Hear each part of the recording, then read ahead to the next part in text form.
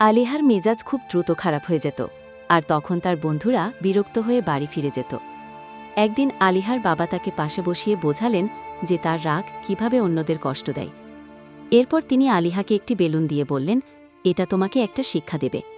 যেমন তুমি যদি এই বেলুনটায় বেশি বেশি ফু দিতে থাকো, তাহলে একসময় এটা ফেটে যাবে। তিনি আরও বললেন, তোমার প্রতিটি রাগ হল বন্ধুদের জন্য এক একটি আঘাতের মতো, যা তোমাদের সম্পর্কের ক্ষতি করতে পারে।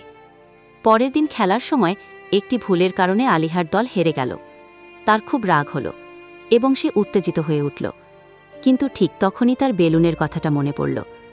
সন্ধ্যায় আলিহা তার বাবাকে দিনের ঘটনাটা বলল। তার কথা শুনে বাবা খুব গর্বিত হলেন।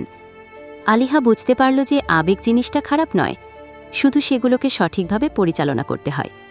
এরপর আলিহা স্কুলে অন্যদেরকে তাদের আবেগ নিয়ন্ত্রণে সাহায্য করার সিদ্ধান্ত নিল। সে তার বন্ধুদের বেলুনের কৌশলটা শেখাল এবং জীবনের কঠিন পরিস্থিতিগুলোকে নতুন কিছু শেখার সুযোগ হিসাবে দেখতে শুরু করল।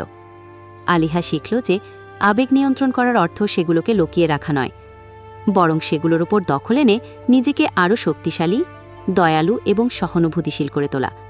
সে বুঝল, বুদ্ধি দিয়ে পরিচালিত হলে আবেগ একটি শক্তিশালী হাতিয়ার হয়ে উঠতে পারে।